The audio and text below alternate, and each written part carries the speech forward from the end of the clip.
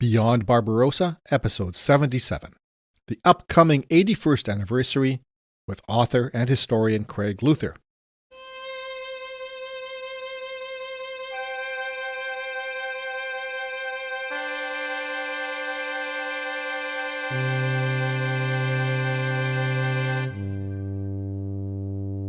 Welcome to Episode 77 of Beyond Barbarossa, the first English-language podcast in the world to focus on the Eastern Front of World War II. I'm Scott Burry, podcasting from the Redbeard Studio on the traditional territory of the Anishinaabe Algonquin people, also called Ottawa, Canada, a country that is free, independent, and sovereign, and will remain so. Before I go on, I just want to remind everyone to hit that follow button or subscribe if you're listening on YouTube. And also that Patreon supporters get episodes early and ad-free.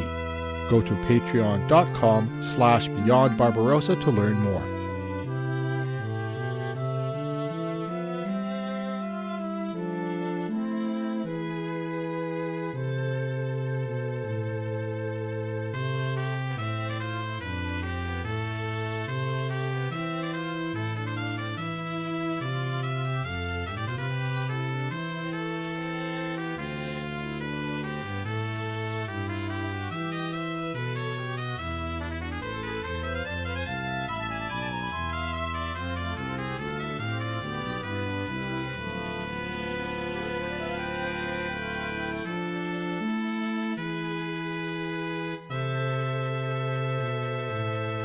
As you regular listeners know, Beyond Barbarossa generally describes the progress of the Second World War's Eastern Front 81 years later, which brings us now up to June 1944. Since the beginning of the year, the Red Army has begun striking what Stalin would call 10 mighty blows against the invaders. In the south, they have completely retaken Ukraine from the right bank of the Dnieper River to the Carpathian Mountains. They retook Crimea, the north coast of the Black Sea, and Odessa. In the north, they ended the 900-day siege of Leningrad, pushing the Germans back to the Estonian border, and farther north, they have also been making advances on the continuation war against Finland.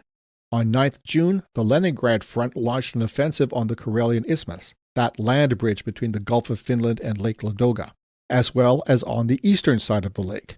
There are maps on the webpage for this episode, by the way, as always. Then on 14 June, or on the 6th day of this offensive, they captured the city of Viipuri on that isthmus. The Germans sent anti-tank weapons, which they really could not afford, and they really needed them elsewhere on the Eastern Front, and that helped halt the Red Army at roughly the same place they had ended the Winter War in 1940, so where the continuation war started. Now, you can find more details on the Winter War in the Supporters bonus series from 2 years ago, and I'll be doing an episode on the continuation war in Season 4. Now, at this point, so we are in roughly mid-June 1944, I think you know what's coming up on the Eastern Front in a couple of weeks. Operation Bagration, or Bagration, depending how you pronounce it. This was the Red Army's fifth mighty blow against Nazi Germany in 1944. This operation would push the Germans out of Byelorussian. It started on 22nd June 1944, the third anniversary of the beginning of Operation Barbarossa. So clearly, Bagration was timed for that anniversary and not to coincide directly with D-Day on 6th of June. So I thought it would be a good idea to compare the situation on the Eastern Front on those two dates, 3 years apart, 22nd June 1941 and 22nd June 1944. And to help us understand it better, who would be better than Craig W.H. Luther, author of a number of books, including the impressive The First Day on the Eastern Front, Germany Invades the Soviet Union, June 22, 1941. He also wrote Barbarossa Unleashed, the German Blitzkrieg through Central Russia to the Gates of Moscow, June to December 1941. His latest book will be available from Stackpole Books on good bookshelves in September.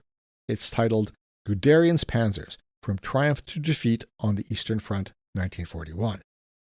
A former Fulbright scholar and a retired U.S. Air Force historian, Craig has been gracious enough to chime in from his home in California. Hello, Craig. Thanks for joining us. You're welcome, Scott. I'm very happy to be here. Now, talking about June 1944, I Huh. thought it would be a good idea to compare the situation on the Eastern Front on those two dates that are 3 years apart, Barbarossa and Bagration, 22nd June 1941 and 22nd June 1944. Let's deal with the obvious stuff first, compare the numbers of forces on each side in those two periods. I kind of thought that in 1941, at the opening of Barbarossa, the total size of the forces on the whole Eastern Front was, well, not equal, but in a way comparable. Germany in total, from the Baltic to the Black Seas, had some 3.8 million men, according to the statistics I've read anyway. Right. The Red Army had, and it really depends on who you're counting, who you're including, and how far back from the front lines you include in that, 2 to 3 million men. The Red Army had more equipment in terms of tanks and numbers of airplanes and assault guns and so on, but most of them were not equal to the German equipment. The Red Army had, at least on paper, more aircraft as well. But as regular listeners to this podcast know, a lot of that was eliminated pretty quickly on 22nd June. Right. And also the Germans were, without question, better equipped, better trained, better organized. And of course, they were more experienced, having won a string of stunning victories in Western Europe. So, Craig, if you could maybe delve a little bit deeper into the details here, because Bagration is taking place in the center of the front line. So, in the area that in 1941 was the responsibility of the German Army Group Center. So, Right. Byelorussian. Can you describe in 1941 what was the situation? What did each side bring to that battle? Certainly, Scott. Well, first of all, the Germans on the 22nd of June, 1941, that very fateful Sunday, they had assembled the largest invasion force the world had ever seen. And there were about 3.2 million German soldiers and then roughly 4 million total when you add the 500,000 Finns and the Romanians and eventually the Italians, who I believe in August sent an expeditionary corps into Russia, Hungarians and so forth, and then some of the European volunteers. But along with the 3.2 million Germans and roughly 4 million overall, the Germans had about 3,500 tanks and assault guns, the vast majority being tanks, a little over 300 of them being assault guns. They had, to be precise, 7,164 artillery pieces, about 75 millimeter and above, and also just about 2,300 Luftwaffe aircraft that were operational on the 22nd of June. Now, Army Group Center, where the Schwerpunkt or the initial German effort was concentrated, had about 40% of that force structure. It consisted of roughly 1.2 million men, had out of the 3.2 million Germans, had more than 1,800 of the 3,500 tanks and assault guns. And those were distributed among two panzer groups, one commanded by Generaloberst Hermann Hoth, the 3rd Panzer Group, and the other by Heinz Guderian, same rank, and Hoth's forces made up the northern flank, and Guderian's the southern flank.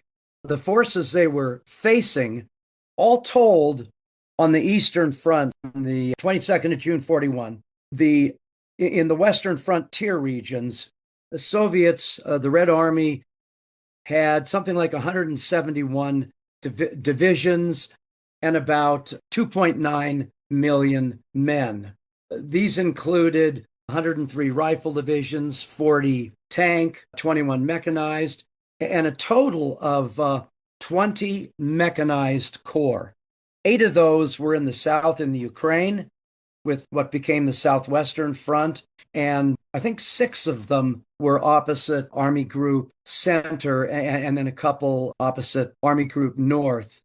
You're saying about 40% of the German forces were concentrated in Army Group Center. Yes. And so, do you have an idea of that proportion of the Soviet forces in that same area? The forces of those were Army General Pavlov and his Western Front. I don't have those precise figures here. I believe he had six of the 20 mechanized corps that were in the Western military districts. And I don't recall how many rifle divisions he had, but it was a strong force. It consisted of several armies, the Third Army, Fourth Army, 10th, and then the 13th. But the 13th initially was just a headquarters.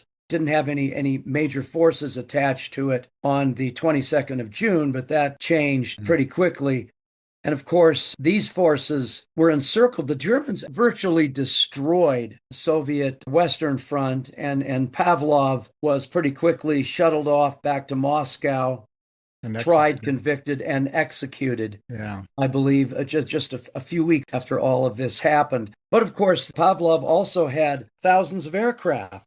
The Russians had in total, Scott, something like across the entire front, something like 20,000 tanks, more than any other army in the world, and almost roughly 20,000 aircraft. But Hmm.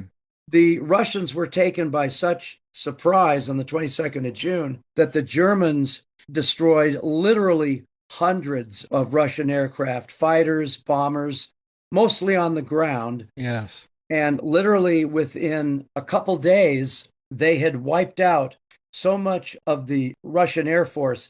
Let's take a look then at Bagration or Okay. Bagration in 1944. And the situation in June 1944 is remarkably different, isn't it? In that area in Byelorussian, the Red Army is bringing 3 to 4 times as many men as the Germans have in that area. And this is the number that kills me. It's approximately 30 times the number of tanks. Yeah, it is a totally different situation. And I mean, by this point, both the German Wehrmacht or the Oster, Hitler's Eastern Army, and the Red Army had suffered horrific attrition. The difference is, from a macro perspective, Scott, Germany was a nation of about 80 million human beings. Russia, by June of 1941, and this includes the Baltic states, which they took over in June of 1940, of Eastern Poland, which they captured in September of 1939, and also the areas of Romania, Bessarabia, and Moldavia, which they also occupied. The Soviet Union was a multinational nation of about 190 million people. So you got 80 million versus 190 million, okay? So the Russians were able to make up their losses. The Germans were not. The Germans, from very early in the war, Scott, had a perennial shortage of infantry. Hmm. They never had enough infantry, even from the very beginning, to achieve their ultimate objectives. And keep in mind, if you look at the Soviet Union, it as you go deeper in to the Western Soviet Union, it fans out like a funnel. It just gets Yes. broader and broader, so the front gets broader and broader. Yeah. And so the Germans end up eventually finding themselves by the summer of 1942, when they're down in the Caucasus, having a front stretching all the way from I don't know, the Barents Sea or whatever it is up Yeah. in the north by Finland into the Caucasus. We're talking several thousand kilometers. Yes. Yeah. And so that's an issue. But the second factor is that by 1944, the Russians had won the battle of production Right. against the Germans. And this, despite the fact that the Germans had taken over Western Europe, the Balkans, and so forth. So they had access to the factories, the mineral resources, and so forth. of the Balkans, France, Poland, so on. And I can give you what the Soviets used to like to call the correlation of forces as they existed at the start of Operation Bagration on Oh, the okay. 22nd of June, 1941, to just drill down a little more directly here. These are figures that come from the quasi-official German history of the Second World War, their eighth volume, which deals with primarily with the Eastern Front in 43 and 44.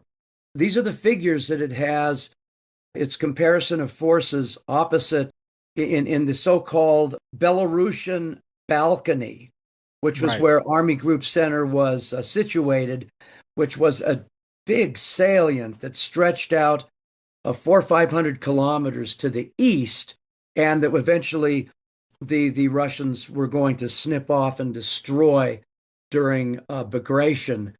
But at the start of that offensive, this is the force comparison.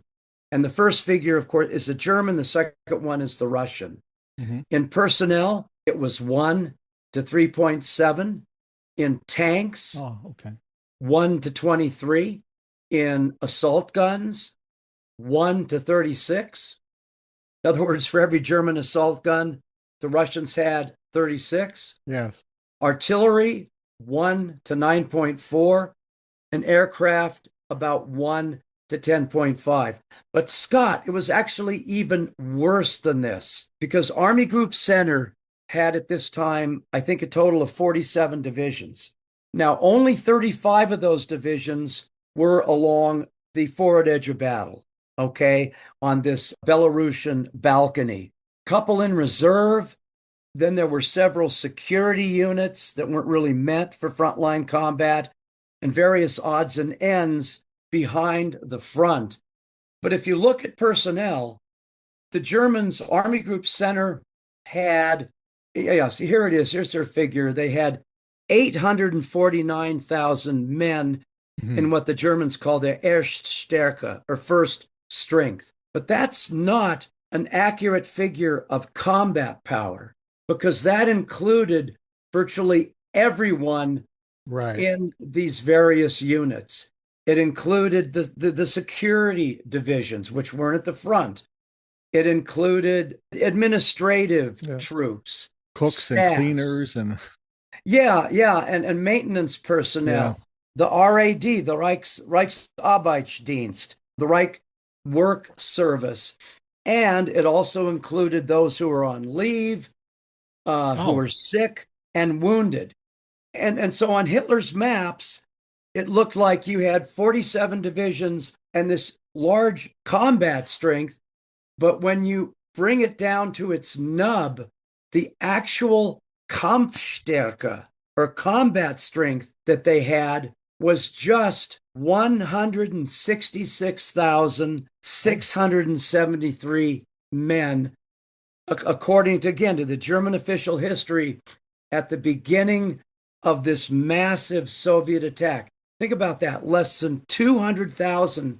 combat soldiers along this Belarusian balcony, which stretched for about 1,000 kilometers. Right. Here are a couple other statistics that are just unbelievable. There were four armies that belonged to Army Group Center at that time, from left to right. Reinhardt's 3rd Panzer Army. Then there was the 4th Army. Then there was the 9th Army and the 2nd Army. The Hmm. 2nd Army was not initially involved in the attack, but the 3rd Panzer, the 4th Army, and the 9th Army were all involved in the initial attack. The 3rd so-called Panzer Army, and this is almost impossible to believe, Panzer Army, right? Hmm. Did not have a single tank, not a single one. Wow. It had 76 Sturmgeschütze, assault guns, Right. not a single tank. All told, Army Group Center had a total of just, remember, on the 22nd of June, 41, more than 1,800. Hmm. On the 22nd of June, 1944, they only had 118 tanks. Right. And You combine that with the assault guns, of which they had 377, and they had roughly 450 tanks and assault guns, facing literally 4,000 or 5,000 that the Red Army was deploying. Yeah. And another thing, as I pointed out, there was a dramatic inferiority in artillery, and even even with the infantry, there were some Infanteriegruppen. An infantry group might have been 12 men, okay? Many of them weren't even outfitted at this time with a machine gun. You can imagine that. And then, of course, there were the shortages of munitions. And a lot of these 35 divisions along the forward edge of battle were already burned out. None of them were I don't believe any of them were at full strength. And you compare what I just said to June of 41, I think in the German order of battle across the entire front, it included, about 35 Panzer and motorized units, roughly 20% of the force. And that was the tip of the spear, right? Okay, that was to conduct the Blitzkrieg. And important to point out, the Operation Barbarossa, Hitler's attack on Russia, was the first campaign that the Germans actually intended to be a strategic blitzkrieg, because the Russians were supposed to be defeated. The Russians stayed overthrown in 8 to 10 weeks' time. Right. Okay, that wasn't the plan against Poland. That wasn't the plan against France. And also, I mentioned that a lot of these Gruppen, these small tactical groups of men, didn't have a single machine gun. The average German infantry division in June of 1941, and there were roughly 80 or so in the initial German force structure of 120 divisions in the first echelon, not counting the Army High Command reserves. Average German infantry division had somewhere between 400, 500, and 600 machine guns. Those are some stunning differences between 1941 and 1944. Now, I'd like to take a look at the changes in leadership, or the thinking at the very top of the leadership of those two countries in those two periods. But first, we have to take a short break. Back in a few, people. As Scott elegantly describes in each episode of Beyond Barbarossa, the war on the Eastern Front was truly gargantuan, both in terms of its geography and its destructiveness. But given that there is so much territory to cover, and that so many millions of men were involved in the fighting, it's perhaps inevitable that some battles from the Eastern Front get overlooked. I'm David Sumner, and I'm the host of Europe at War, a weekly podcast exploring lesser-known battles and stories of the Second World War, with a particular focus on the Eastern Front. From the drama of thousands of trapped German soldiers and terrified civilians attempting to break out of the Halber pocket, to the unexpected and blistering counterattack launched by German forces on the Red Army during the Battle of Bautzen, many of the Eastern Front's most dramatic battles, particularly those which happened towards the end of the war, have long been neglected by historians, and their stories have remained untold until now. So to hear these incredible tales from the Eastern Front and more, check out Europe at War, available on all podcast platforms. Thank you. Now let's get back to the show. Did you know that the cappuccino was invented by a Ukrainian? Or that many first names, like Philip and Agatha, were brought to Western Europe by Ukrainian princesses? Or that a Ukrainian was the first female given the rank of officer in a modern army? Well, if you didn't, and even if you did, you can learn more on my podcast, Wandering the Edge, a podcast about Ukrainian history with a spot of travel. And all in English. And if you like Beyond Barbarossa as much as I do, because, well, it makes my life a whole lot easier since I don't have to do any episodes deep diving into the Eastern Front of the Second World War, please take a listen to Wandering the Edge for a deep dive into Ukrainian history, culture, and tradition. Find out more on wanderingtheedge.net. And now let's get back to Scott exploring and explaining the Eastern Front of the Second World War.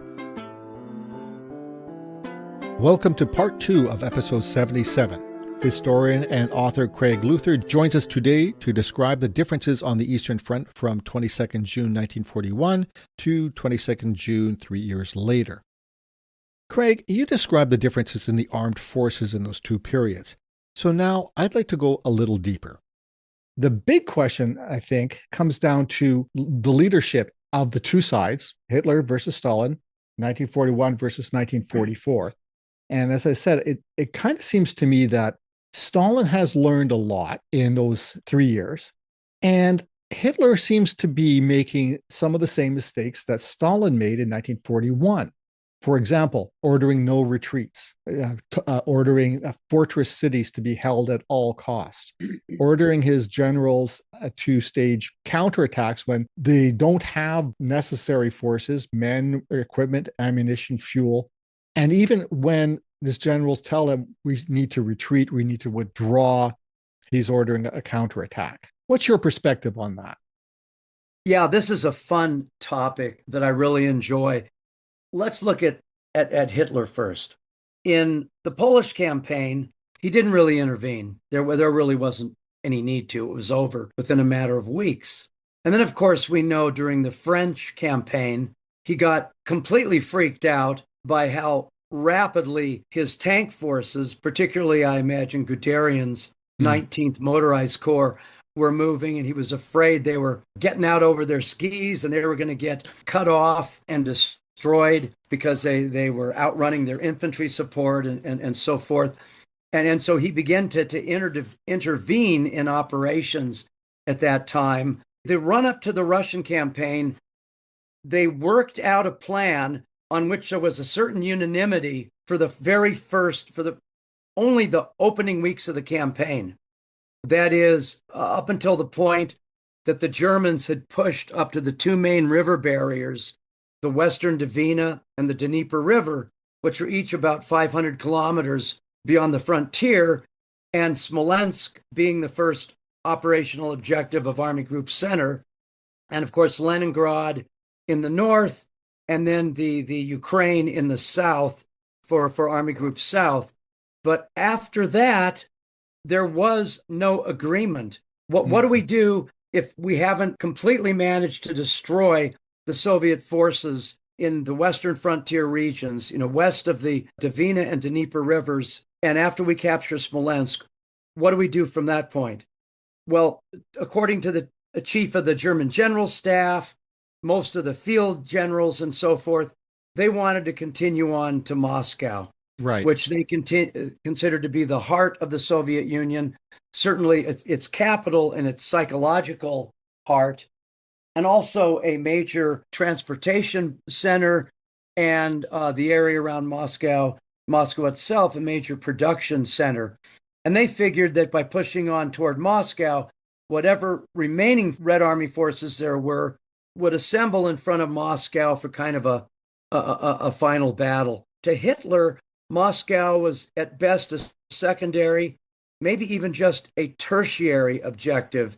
He was more concerned with capturing Leningrad and the major military factories they had there, linking up with the Finns and taking over, capturing the grain in the Ukraine, and then, of course, the minerals in the Donets Basin, what we now call the Donbass. So he tended to look more at these economic issues. Well, this difference of opinion was never resolved. And I think Halder, Commander-in-Chief of the Army, von Brauchitsch, they just thought that their offensive toward Moscow would be so spectacular that they would just sweep Hitler along with it, okay? Well, that didn't happen, and they had this 6-week period in July and August where they debated, where do we want to place the Schwerpunkt, the focal point of our attack now? And after 6 weeks of this debate, after the German advance had slowed down dramatically, and after the advance on Army Group Center had actually been temporarily halted by Hitler on the 30th of July, 1941, Right. Hitler decided to send elements of Hoth's Panzer Group to help with the advance on Leningrad, and of course, 2 of Guderian's 3 Panzer Corps in his Second Panzer Group were sent south into Ukraine. So Hitler was already intervening dramatically in events. And I'll give you an anecdote which is amazing. After the Soviet counteroffensive began on the opposite Army Group Center on the 5th and 6th of December, the last day of the year, Field Marshal von Kluge, who had taken over as the commander-in-chief of Army Group Center, he had taken over for Field Marshal von Bock, who again was having serious stomach issues, so he was relieved of command. On the final day of the year, Hitler, and this is documented, he actually argued with Kluge for 3 hours over the placement of 3 machine guns in a cemetery in some region of the front there. For 3 hours, the real split, or divorce, if you want to call it, between Hitler and his generals came during the summer campaign of 1942, which was launched on the 28th of June, just with Army Group South, called Operation Blue or Unternehmen Blau. And when it became clear by the middle of August or so that the Soviet forces hadn't been surrounded, encircled, and defeated, putting up a much better fight than the Germans had thought, Hitler had almost a complete break with his general staff. He stopped showing up for briefings and so forth. He became furious with his generals. Halder, the chief of the general staff, actually resigned around mid-September or so. And after that point, it was a totally toxic environment between Hitler and the German general staff. He had no faith, no trust in them. And of course, that wreaked havoc on the German defenses during Operation Bagration. Now, Stalin went in the other direction. He initially intervened, not always to bad effect, in the initial operations of the Red Army. One of the things he did on the first day of the war, Scott, is he issued an order that all factories in Western Russia, west of Moscow, were to be broken down, boxed up, put on flat cars, and sent east beyond the Urals. It was incredibly successful. They were able to save around 1,500 factories in that fashion. But Stalin intervened in the counterattacks that began in December of 1941 against Army Group Center after it had passed what Clausewitz would call the culmination point. And that's that point where the forces of the defenders actually become stronger than those of the attackers. And that attack was launched on the 5th of December. Instead of keeping it focused just against Army Group Center, which very easily could have led to its destruction, because it was, to paraphrase Wellington from Waterloo, it was a very finely run thing. Army Group Center came very close to being destroyed. But what Stalin did in the second phase of the offensive, which began at the beginning of January 42, is he distributed his forces all across the front and started launching major attacks opposite Leningrad, in the south, in Ukraine, whereas Zhukov had begged him to just stay concentrated against Army Group Center to destroy that. And that's what probably, one of the things certainly, which saved Army Group Center from being destroyed. And then you go to, fast forward just a little bit, to March of 42. The Russians launched a major offensive in the Kharkov region. It was quickly destroyed by the Germans, who had recovered by that point, and about 250,000 Russian prisoners were taken. Stalin began to learn at that point to stop sticking his nose in the operational plans of his general staff, and he began more and more to trust them and what they were doing. And certainly by June of 1944, there was a totally different relationship between Stalin and his general staff. It was one finally based on trust, where Stalin kind of let them off the leash to develop their plans as they saw fit based on their collective military expertise.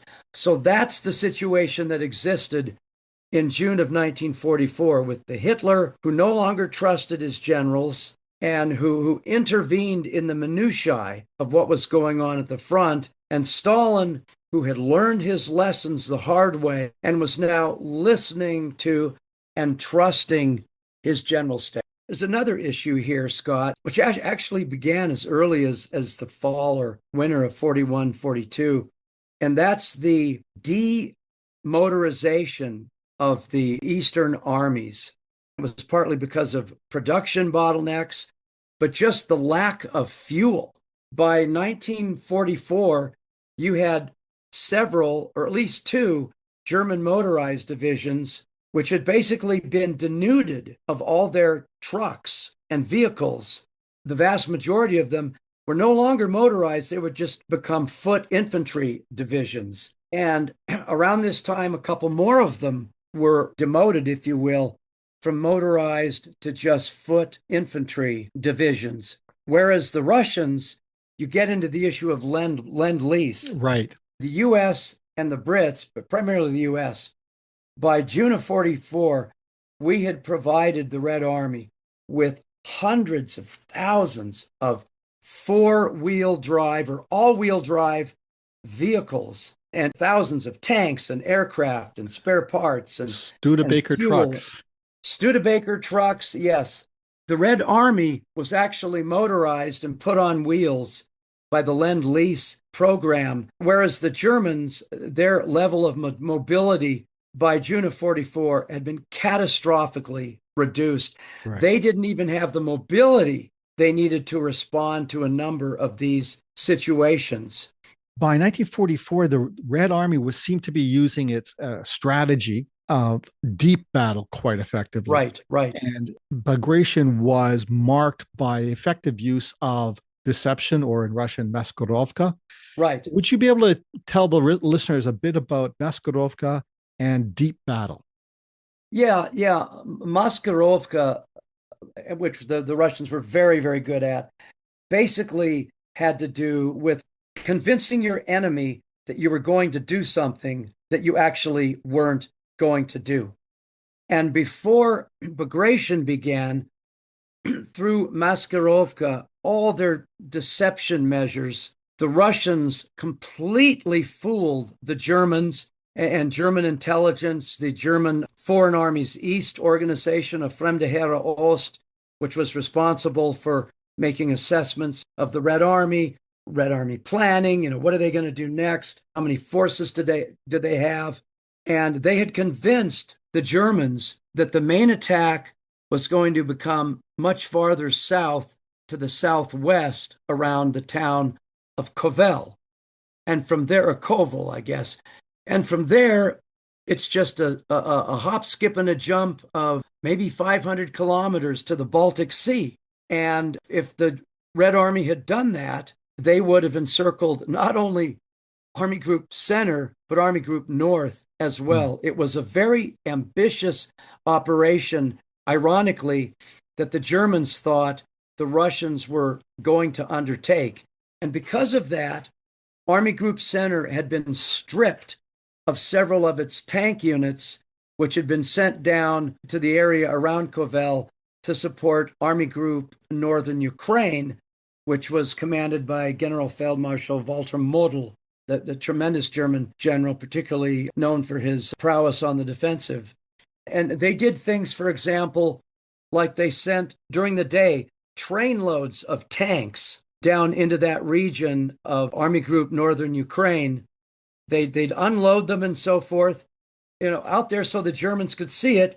Then at nighttime, they'd load them back up and move them from where they came. And then they'd do it again the next day. So Hitler and his high command were convinced that that's where the Red Army was going to strike, farther to the southwest from Kovel. And even after Bagration began, in the Byelorussian balcony on the 22nd of June, it was, gosh, I don't know, a week or so until Hitler actually relented and realized precisely what was going on. And by then, of course, it was too late. In the first 2 weeks of Bagration, the Red Army advanced a total of 275 kilometers to the west. And after that, the Germans began to recover, brought up reinforcements. And actually, ironically enough, the fact that the Germans were pushed out of this salient, this balcony, they actually were able to reconstruct a front line which was much straighter. It actually made more sense than what they had in June of 44. Craig, we've got about 6 minutes left. So I just like to maybe ask you one more thing. Is there something about this period on the eve of Operation Bagration that we haven't covered yet, but you think is important to mention? I think one of the key points here is just looking at the correlation of forces and how badly it had turned against the Germans, not just by the 22nd of June, 1944, but also by the time of Operation Zitadella, or Citadel, the German attack, where they tried to pinch off the Russian forces in the Kursk salient in July of 1943. That, of course, it started on the 5th of July, 1943, and within a week, it was essentially over. The Allies were landing in Sicily, and Hitler broke off the attack at Kursk. I think Model's Ninth Army had attacked in the north. It broke off first, and Manstein and his forces, his Panzer forces, had attacked in the south. Manstein wanted to continue because he thought he was having some serious success. What he didn't know was that the Stavka, the Soviet High Command, had assembled 5 or 6 reserve armies that Manstein didn't know were there, which he would have had to deal with. So even in 43, at that time, summer of 43, the correlation of forces, the ratio had turned so much against the Germans. And by the June of 44, you had a situation where the Germans had literally in their 6th Air Fleet, which was supporting Army Group Center, something like 40 operational Bf-109 fighters. And even all of those couldn't get into the air because of fuel shortages, while the Russians were putting thousands of aircraft in the air. And that the Germans were able to hang on as long as they did. The Russians, my final point, Scott, by June of 44, the Russians had mastered the whole concept of deep battle, of pushing your armored forces deep into the enemy rear, creating chaos, knocking out their communications, cutting them off and surrounding them. They had mastered that as an operational level. At the tactical level, to the very end of the war, the Germans probably maintained a certain superiority because the casualty exchange rate up to the very end of the war almost always favored the Germans over the Russians. In other words, in any battle, even against the Western Allies, they would normally inflict more casualties on the Russians, Brits, the U.S., than vice versa, literally up to the end of the war. We're coming up to the end of our time. So, Craig, I want to thank you once again for your graciousness joining Beyond Barbarossa. I enjoyed our talk. Thanks, Scott. Thanks so much for the opportunity. All the links to Craig's books and his website and his invaluable archive of photos and documents and other information, I'll have links to all of that in the show notes and on the webpage for this episode. Thank you again, Craig, and I'll talk to you again soon, I hope. Okay. And thank you, listeners, for taking in another episode of Beyond Barbarossa, the podcast about the Eastern Front of the Second World War. Don't forget to hit that follow button. And if you're listening on YouTube, I'd really appreciate it if you'd hit subscribe. You can also add Beyond Barbarossa to your favorite podcast list on FeedSpot, and that way you'll get notifications of new episodes in your email. Whichever way you prefer, come back in 2 weeks for the big event itself, Operation Bagration, the penultimate episode of Season 3. It's going to knock your socks off. If you have a moment, please leave a rating on whichever podcasting platform you listen on. That really helps other people find Beyond Barbarossa, if they don't know about the only English language podcast that focuses on the whole Eastern Front of World War II. As usual, I put maps and photos on the webpage for this episode, as well as links to Craig's invaluable archive, beyondbarbarossa.ca or beyondbarbarossa.podbean.com. I want to thank all of you who support the podcast through Patreon. Patreon supporters get episodes early, ad-free, and with images. Just go to patreon.com/beyondbarbarossa and choose the level of support you want. Do you have something to say, a comment, question, or, as I've said before, I hate to admit the possibility, but I'm only human. Do you have a correction? Please let me know. Reach out by email to scott@beyondbarbarossa.ca or through the Facebook Beyond Barbarossa page. You can also find me on Blue Sky, Scott the Writer, Threads, Scott Bury Author, and Instagram, Scott Bury Author. I'm looking forward to your input. Remember everyone, Canada is a free, independent, sovereign country. We will never be the 51st part of anything. Original music was composed and recorded by Nicholas Bury. I'm Scott Bury. Till next time, keep your paddles in the water. Slava Ukraina et vive le Canada.